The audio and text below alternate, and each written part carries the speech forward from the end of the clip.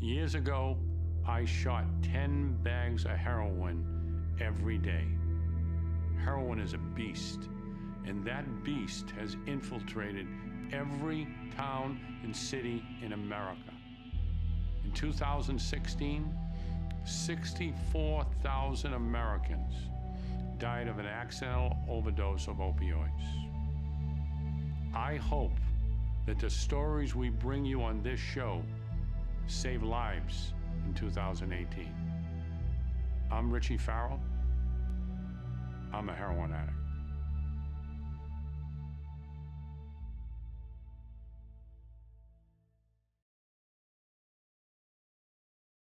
Okay, I want to thank everybody here for tuning in today. I'm sorry about being a little late. We had some technical difficulties. And I also want to apologize our guest, John Stuckey from St. Louis. He couldn't make it. Something came up at the very last minute, and he had to give a call. And he will be back to our first show, hopefully in the new year in 2018. However, I brought in an expert for us here, in-studio expert, a longtime friend. We have known each other. We were in diapers together, actually, and think of that, how old we are. That was a long time ago. But really, we grew up in Lowell, Massachusetts. We ran on the streets together. We both chased the same demons. We both got straight around the same time. And I'm gonna, he's a psychiatric nurse. He rehabilitated himself the same way I did with education. We got some great stuff to talk about around the holidays with addiction and everything that that brings us. But first, I want to say that for everybody that is watching today, this is our second show. And I want to let people know that what our goal is here in this show as we go forward into 2018, there is 1 out of every 10 heroin addicts out there active today has access to treatment. So through this media, through this show, through streaming, through YouTube, I'm very hopeful that a year from now, we will be able to stream on people's phones all across America. Those addicts that can't get access, we're going to show them where that access is. We're going to try and bring them information that they can't get from anybody else. We're going to try and give them correct information from people who are in the trenches, from people who have overcome and people who have been there. Now, it's tough.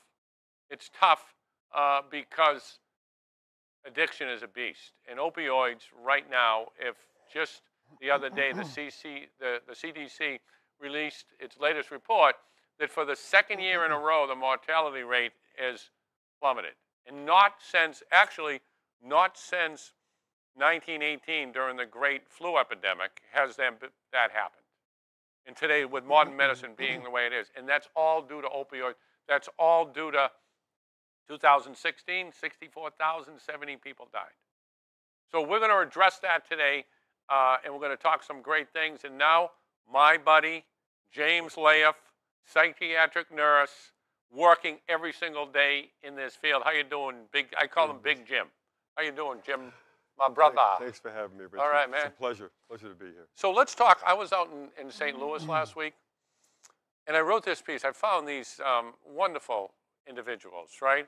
And they were all healthy, just beautiful people, right? And they were getting ready to celebrate Christmas. And they had all been through hell like we were, all been through hell. And their faces were incredible. And the story landed in the Huffington Post yesterday. And all hell broke loose because, which I want to discuss with you because you have a lot more information than I do on this, because I talked about naltrexone. And these 5 individuals were on a shot that had given them access to this great quality of life. So explain to us in lay terms the difference in Suboxone, because there's 3, from what I understand, there's only 3 drugs being used to combat: Suboxone, methadone, and naltrexone. So explain those in layman's terms. Okay. Okay. Thanks. It's good to see you, Rich. Great to see you too, brother. Been doing doing this for about, I've been working in the patient setting for about close to 23 years now. Suboxone. Yeah. Suboxone is really it's a derivative of what we first used 20 years ago, which is Subutex, buprenorphine hydrochloride. The medicine works by blocking the pain effects from withdrawal, Right. and half of the medicine will kind of fake out the brain into thinking it's getting what it wants as an opiate, but it doesn't. So the receptors are calmed down. The receptors are part of the brain that they're affected by the opiates. That kind of settles down, and the patient goes through withdrawal, and eventually they're successfully detoxed after about 7 to 10 days, and then they move on to into other areas of treatment. Methadone has been used for a number of years. But methadone, unlike Suboxone or Subutex, is a complete opiate agonist. In other words, it exerts a positive effect all of the time. There's no antagonistic property. There's nothing that helps block or prevent the receptor from getting faked out from the medicine itself. So, methadone, in the world I live in, to be honest, most clinicians really don't favor methadone. The simple fact is that it's an opiate agonist. It produces a euphoric effect. They'll tell you it doesn't produce the euphoric effect, but when you're in the clinical setting and you see human beings who are on 85, 100, 110 milligrams of methadone, you see the effects of the opiate. You see the sedation. You see this separation from what we call conscious awareness, which is a big problem in the field of addiction.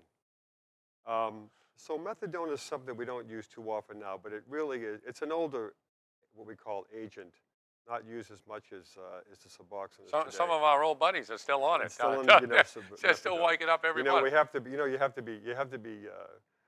You have to be really honest about this if we're going to save people's lives, because it is about freedom. So tell me about naltrexone. Naltrexone. I'm fascinated with that. Naltrexone is a great medicine. My goodness, we very rarely use it. And why?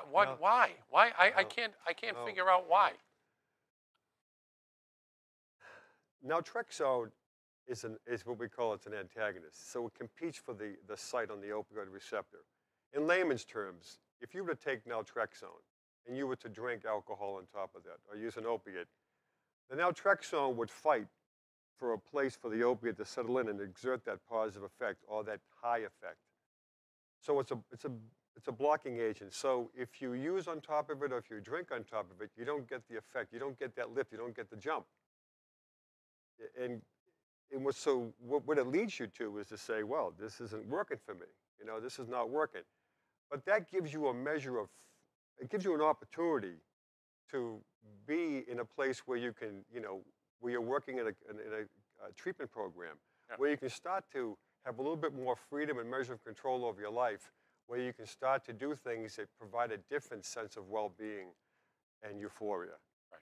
Being successful, making your bed, going to meetings, being around people who want the best for you. Naltrexone is what we should be using in addition to continued treatment. But it's much easier. It's much easier, because there's a bit of a struggle when, in my practice, when we're detoxing patients with Suboxone, and we don't detox people from methadone. Let's get something straight.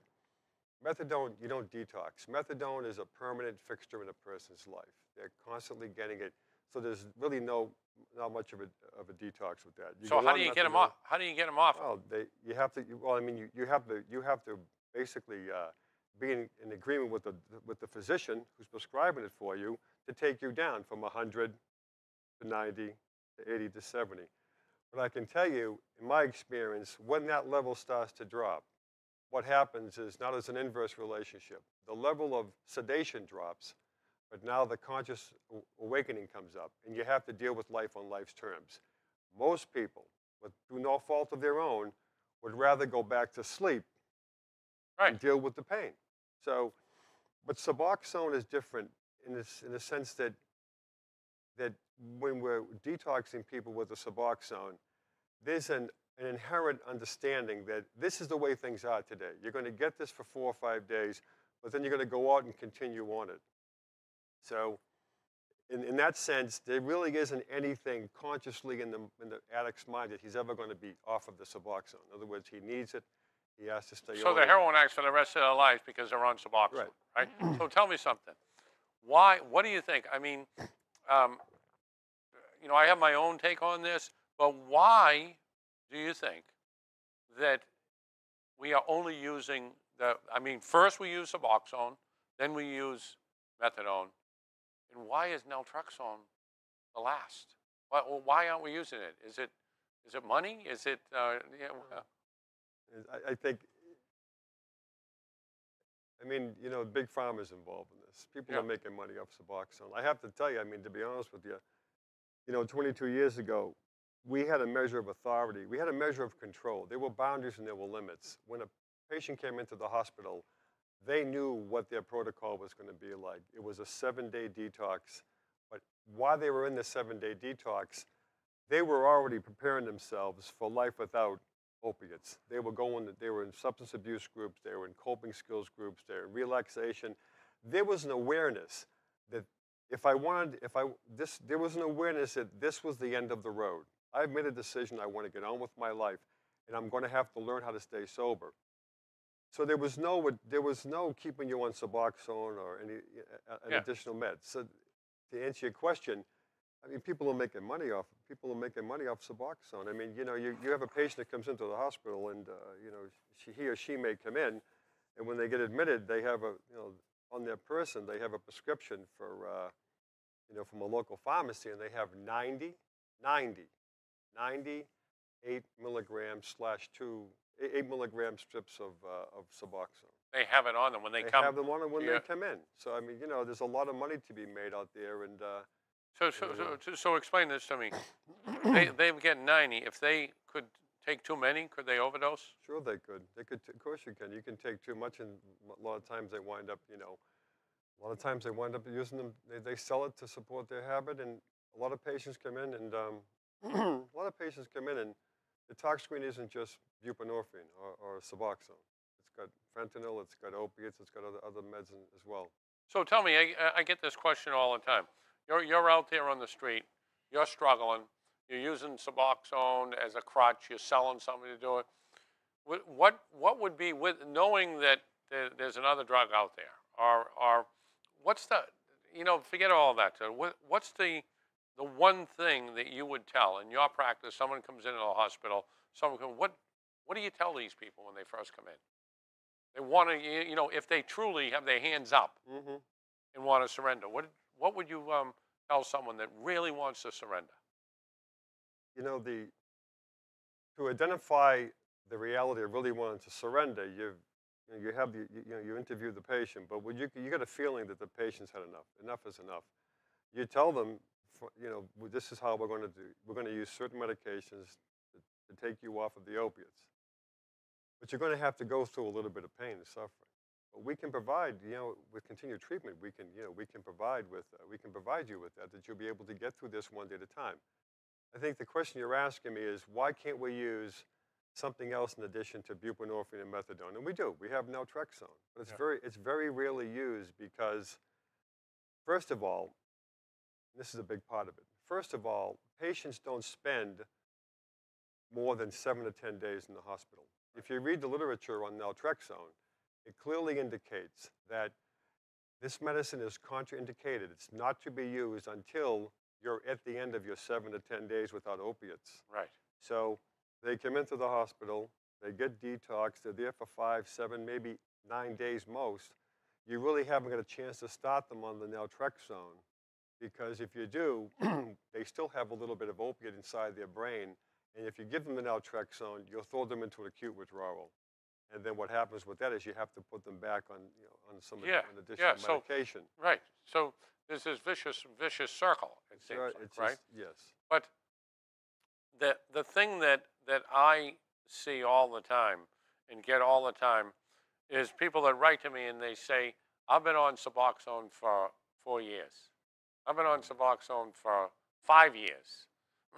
Some this young lady in Iowa told me that it took her 8 years, and that she'd get sick on it.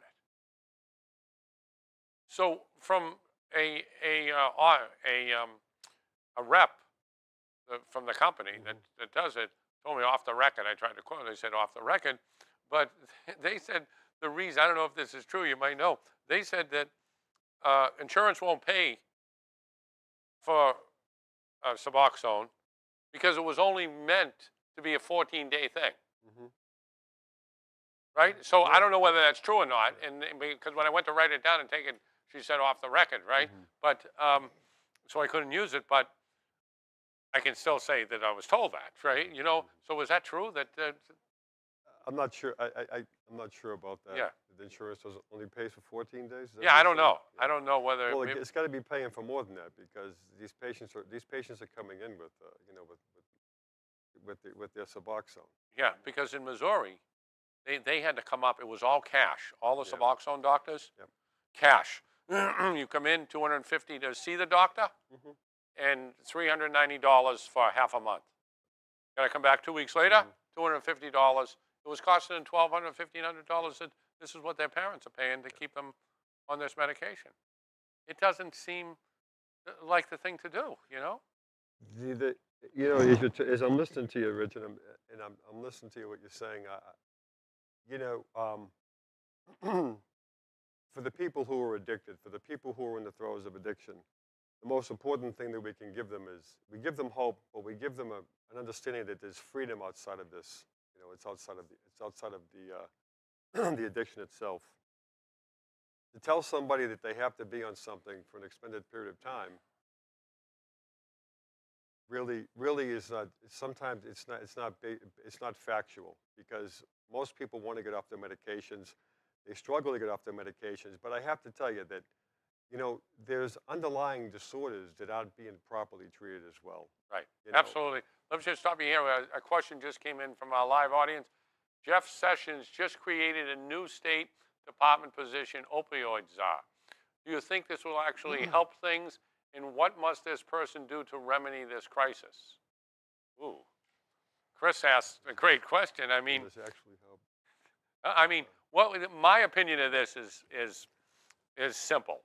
It's a one-word answer: no, because it's another bureaucrat that's going to be, everything's going to be top-heavy, and we're not the people that are running this. That I call it running this epidemic, academics and politicians and lobbyists.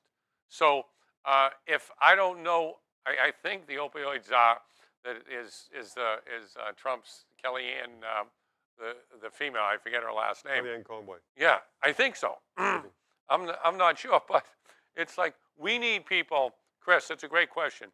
We need people that have been in the trenches. We need people like this guy that I had on last week, Percy Menzies, and we need people that are going to that have been there. He's been fighting this battle for 18 years. So it's I don't know how you feel whether this one person is going to be able to solve that or not. The way we're going to solve the opioid crisis is people talk about all the time, but there really hasn't been much emphasis on it. It's like you look at yourself in the mirror, you walk away, you forget what you look like. The word stigma is so profound. Right. I work at a very small hospital, and there's still a significant amount of stigma with regards to people living with addictions and opioid crisis. The way to solve this crisis is for the government to lay down laws where any person coming in asking for treatment with regards to alcoholism, especially the opioid crisis, that they would be guaranteed a minimum of 21 days. Because I can effectively detox. So the people I train with and the people I work with, and anybody will tell you, we can effectively detox someone within 7 to 10 days. But after that 10th day, there are residual withdrawal symptoms. they're consciously aware of what has happened in their life. They've made a mess of their life. These things need to be worked on. And these are the things that people want to be free from. We can move these things away. The opiate, we can heal. The brain will take care of itself. It'll go back to a place of homeostasis where it will function normally. But it's the memories, it's the anxieties, it's the worries of what's done. It's repairing someone's life. You need, if they really want to have a czar who's going to take care of this, then guarantee a person when they walk into my emergency room that they have a 21-day stay. And then during that 21-day stay, they will be educated on the effects of long-term effects of buprenorphine, long-term effects of methadone, short-term effects of what we're going to do to get you detoxed and get you healthy. Then we're going to set you up with a program afterwards. We're going to put you into some continuum of care. And most importantly, is we're going to assess and diagnose underlying disorders that need to be treated. Yeah. You know, there's depression out there. There's bipolar disorder. And above all, let me just share this. You know, there's a generalized anxiety that you see with these young kids when they come in. They'll tell you that the moment that they picked up that opiate, that oxycodone, that Vicodin, they felt normal. They felt this sense of removal, this anxiety just being removed. You know, you can't tangibly touch the anxiety inside the brain. We can't do that. If you have a broken arm, you see the deformity. You feel the pain. The brain doesn't work that way. There's an underlying disorder of anxiety that most people live with. You'll see it in the opiate addicts and people who suffer trauma, people who have depression. Right. And once you put an opioid into that place where the brain is so heightened and so tense, and you just remove it and you just have a sense of relaxation and an uplift with euphoria, that's where people want to be. Yeah. But you can restore that in a healthy way. We can restore that in a healthy way because every human being, in my opinion, I've been doing this for years and years, and thousands of patients I've treated. You hear it in their voice. They want to live a life of freedom. They want to get beyond the crux. And we have to do that by increasing the length of stay. You've got to guarantee a minimum amount of days, and it can't be 5, it can't be 7. It's got to be longer than that. Well, you know, the great thing, the 2 days I spent in St. Louis with these recovering addicts is the one thing that naltrexone gave them was the access to a quality life. So whether it's now, Chris, the reason, great question, Chris, and I'll tell you the reason why hiring one person is not going to help. And that's because of a term, harm reduction. You know harm reduction, right? It's a big thing out there, Chris. Everybody talks harm reduction, harm reduction. And what it is simply this. Hey, it's like being in a war zone. People are dying all over the place. It's like the first medics that run in, stop the bleeding, put them on a helicopter, and ship them out. We couldn't be ready. Nobody was ready for the onslaught of heroin, fentanyl, opioids that came in here. We just couldn't be ready. So they just bombarded the medical field. And what happened was we developed a policy, the government, you see it all over, they talk about it in Washington all the time, harm reduction. Now what harm reduction does, Chris, it gives people, addicts like me and like Jimmy, the opportunity to live one more day. So the Suboxone, the methadone, it gives us the other. So that's harm reduction. Take them, save their lives, right? Mm-hmm. So, Chris, we're so focused on harm reduction now that we forget about there's something more than that. That was good. That was great at first. Mm-hmm.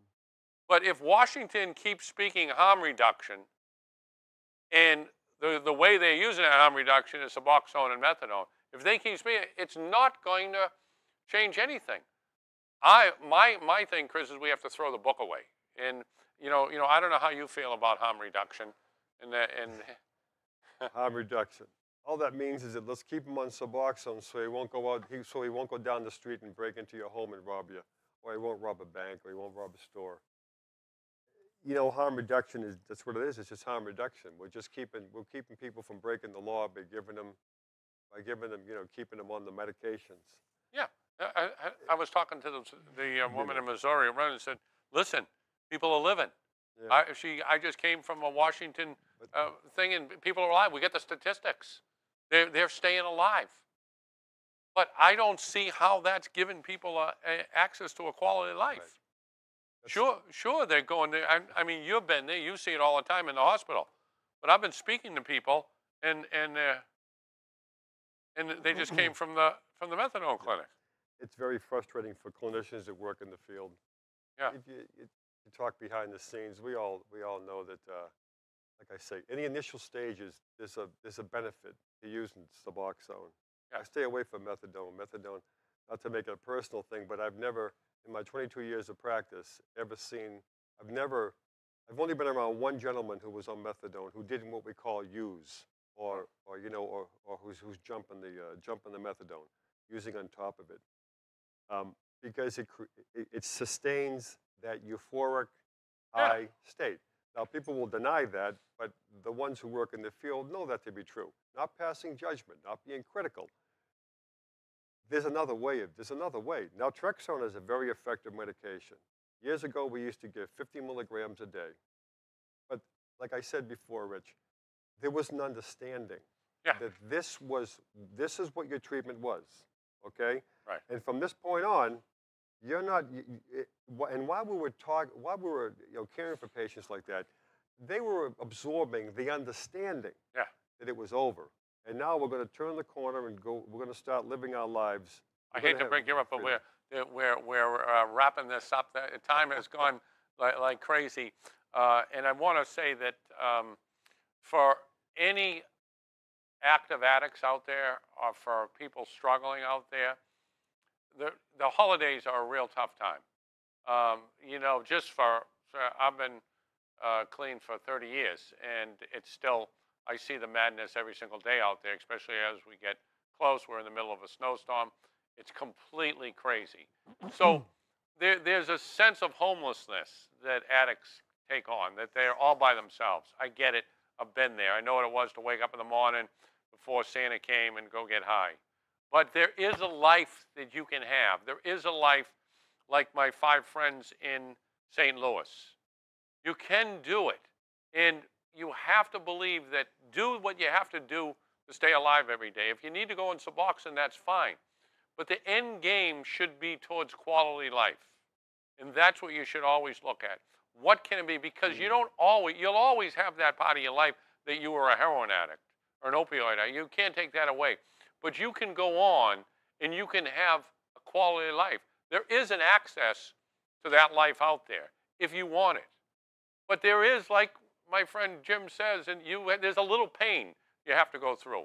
But I'll tell you, it is long, it is well worth it in the end. I wish everybody a Merry Christmas and God bless.